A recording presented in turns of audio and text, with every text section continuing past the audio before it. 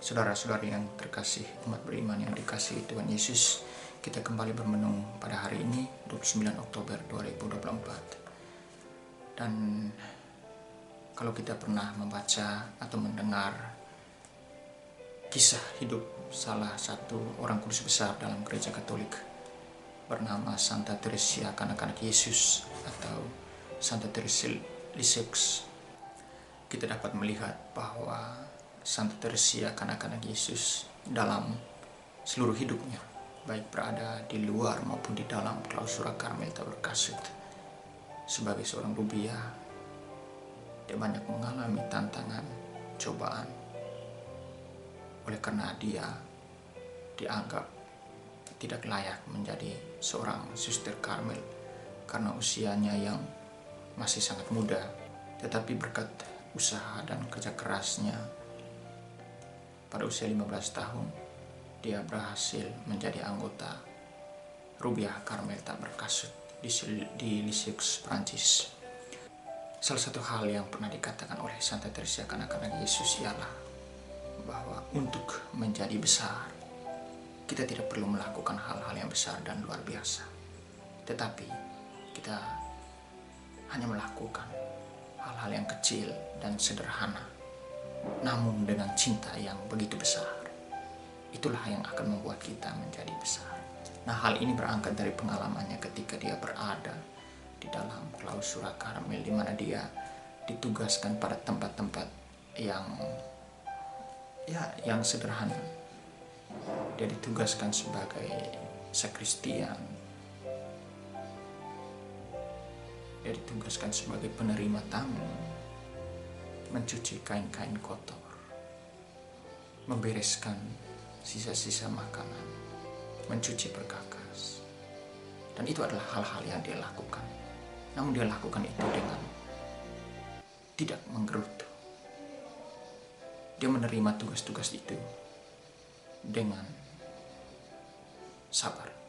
Dia menerima tugas-tugas itu dengan setia.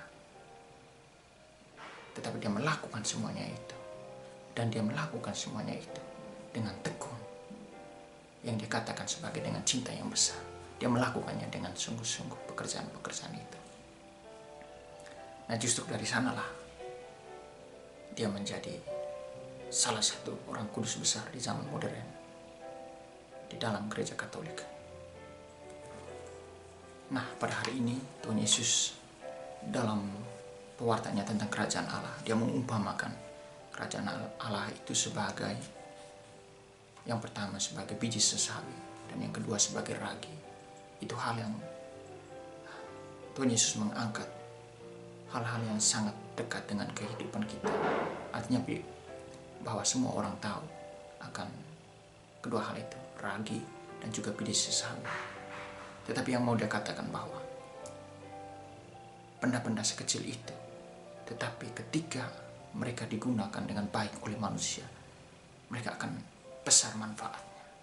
Di mana dikatakan bahwa biji sesawi ketika dia tumbuh menjadi besar, burung-burung pun datang hinggap dan berlindung kepadanya. Burung-burung datang hinggap di rantingnya dan bernaung di bawah pohon sesawi itu. Yang Tuhan, itulah kira-kira gambaran kerajaan Allah yang Tuhan Yesus wartakan ke tengah dunia.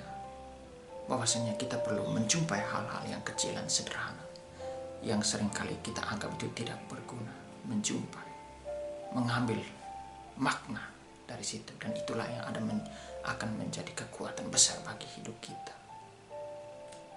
Maka sekali lagi kita perlu datang ke tengah dunia nyata, ke tengah hidup kita, ke keluarga, ke komunitas, ke tempat kerja, ke lingkungan sosial kita. Temukan hal-hal yang baik dan berguna untuk hidup kita di sana.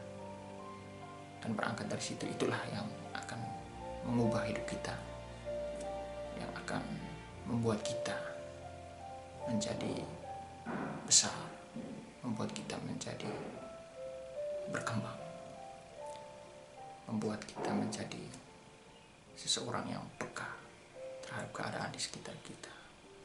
Maka sekali lagi kita mengutip apa yang dikatakan oleh Santa Teresia Kanak-Kanak Yesus, bahwa untuk menjadi besar orang tidak perlu melakukan hal-hal yang besar dan luar biasa. Tetapi cukuplah bagi dia untuk melakukan hal-hal yang kecil, yang sederhana, namun dengan cinta yang besar.